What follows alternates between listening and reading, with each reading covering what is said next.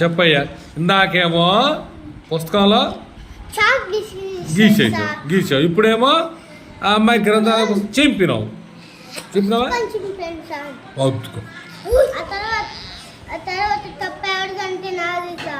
ఎందుకని? ఎందుకంటే వాడే తప్పు చేసి పుస్తకం పైన చాక్ పీస్ గీసాను సార్. ఆ తర్వాత సుహాన పుస్తకాన్ని చింపాను సార్.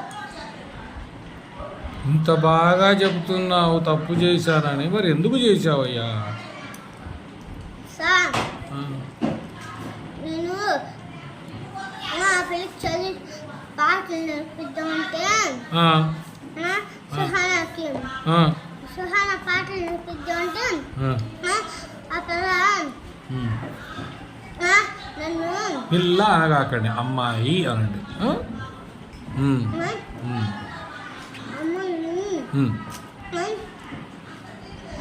అదే నా పుస్తకం చింపావు కదరా అని సార్. నువ్వు చింపాకనే కదా చింపావంది. నువ్వు చింపాకనే ఎందుకు చింపావో చెప్పారు. చింపావు కదా అన్నావు. ఎందుకు చింపాల్సి వచ్చిందో, ఆ చాక్ పీస్ ఎందుకు గీకాల్సి వచ్చిందో చెప్పు. అట్లా చేస్తే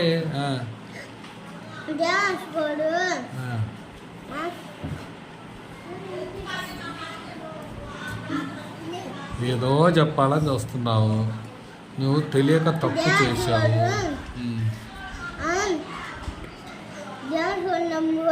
తీసుకుంటుంటే వంటలు నేర్పిస్తుంటే ఇదేం బాగలేదు, నేను రాసుకుంటున్నాను అని ఎక్కిరిస్తున్నాడు సార్.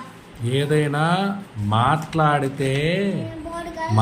మాట్లాడితే పరిష్కారం దొరుకుతుంది, సమస్య ఉండదు.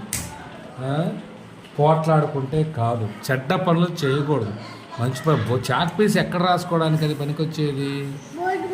బోర్డు మీద రాయాలి, అంతేకాని పుస్తకాల మీద, చాంపల మీద, మూతుల మీద, ముక్కుల మీద రాస్తారు ఎవరన్నా. ఎంత పెద్ద తప్పు చూడు. పొరపాటు అదే నోట్లేకపోతే కక్కుతారు తెలుసా. అది చాలా రసాయనాలు అంటారు వాటిని. జబ్బులు వచ్చేస్తాయి. జాగ్రత్తగా ఉండాలయ్యా. శుభ్రంగా స్నానం చేసి రావడం, ఉతికిన బట్టలు వేసుకోవడం లాగానే ఇట్లా కూడా ఎక్కడంటే అక్కడ చేతి పెట్టి చేయకూడదు.